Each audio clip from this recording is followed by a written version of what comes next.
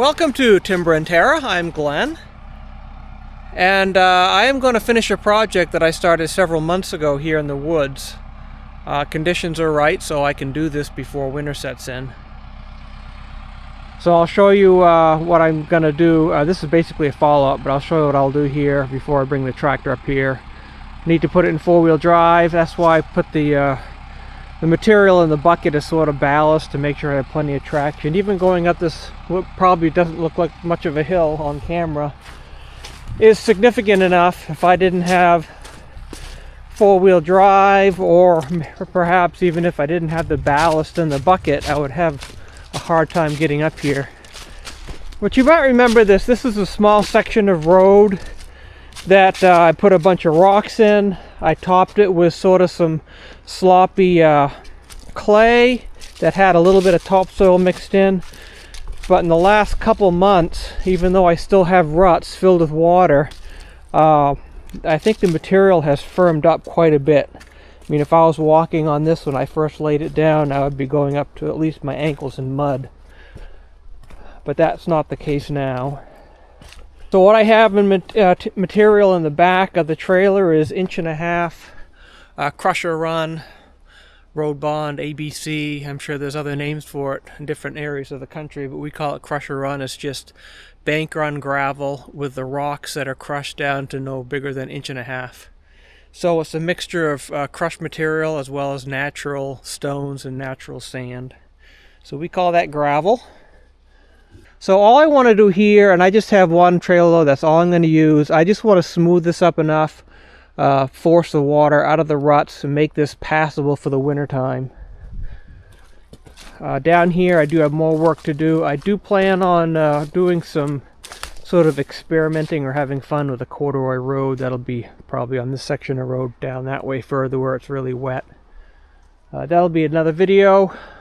But I want to have easy access to this area here. I have that area to fix, so I'm not sure I'm going to do that this winter, but that'll be fine to pass once it freezes up. But this here, I just wanted to sort of finish this since I had the opportunity here before winter sets in.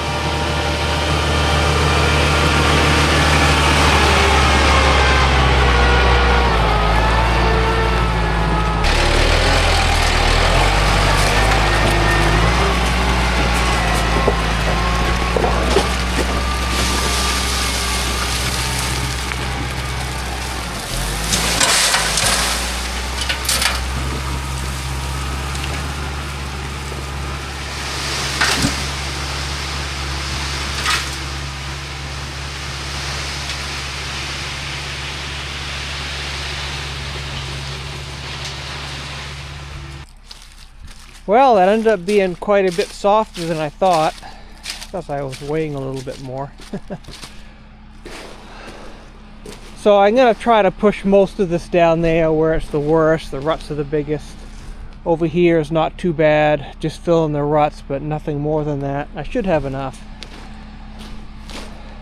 As far as the weight of this, you might have seen me carry some crushed rock before, which is just crushed ledge. 1.5 inch or 3/4 inch rock. I normally get about 6 tons because this is more dense. With the sand, it fills in all the voids that the rock normally have. So it was actually 7 tons, about the same volume, but 7 tons of material versus 6. So I'm gonna run around here, disconnect the trailer, come back up here and do the best I can spreading this with the tractor.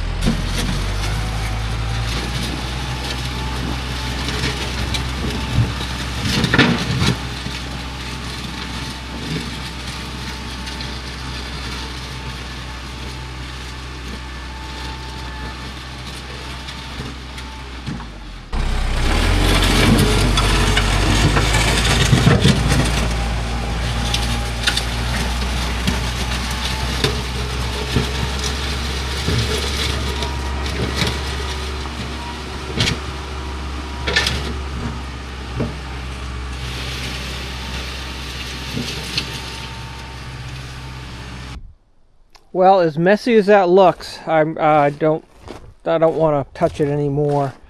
Much softer than I was thinking it was going to be, so maybe it was just the top inch or two had sort of hardened or dried out, but underneath is pretty sloppy still.